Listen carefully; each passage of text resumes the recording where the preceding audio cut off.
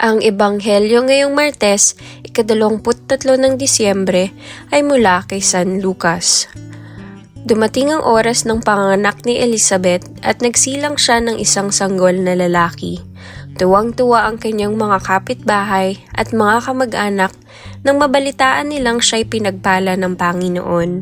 Makalipas ang isang linggo, dumalo sila sa pagtutuli ng sanggol. Zacarias sana ang itatawag nila sa bata, gaya ng pangalan ng kanyang ama. Ngunit sinabi ni Elizabeth, "Hindi, Juan ang ipapangalan sa kanya."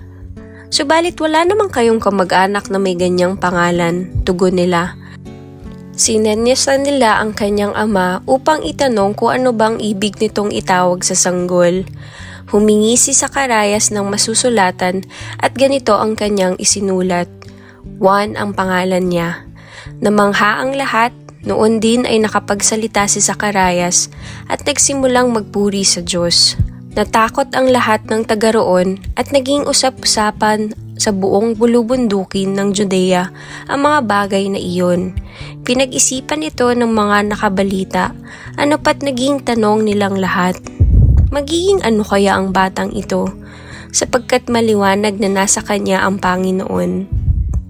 Ang mabuting balita ng Panginoon.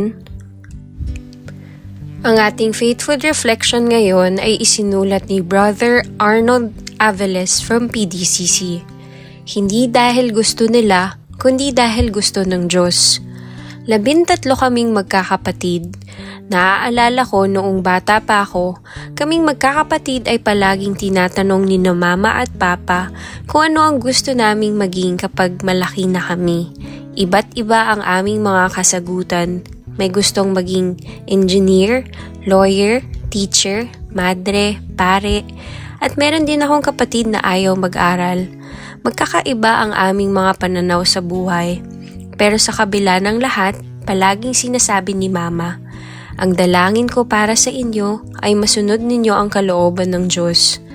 Sa Ebanghelyo ngayon, ibinabalita na punong-puno ng kagalakan ang puso ni Elizabeth noong isinilang ang kanyang anak na si Juan. Inaasahan ng mga kamag-anak ni Zacarias at Elizabeth na ang ipapangalan sa sanggol ay Zacarias din dahil ito ang pangalan ng ama.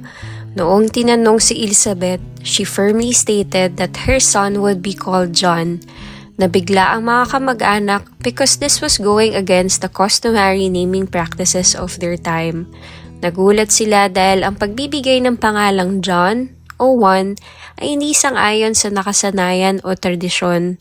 Marahil alam ni Elizabeth at Zacarias ang tradisyong ito, pero hindi ito ang kagustuhan ng Diyos. Importante ang tradisyon, pero mas importante ang kalooban ng Diyos. Ang pangalang Juan ay sang-ayon sa mensahe na sinabi ng anghel kay Zacarias sa templo. Kaya nga after following the instructions of the angel, immediately Zacarias' mouth was opened, his tongue freed, and he spoke blessing to God. Let us pray.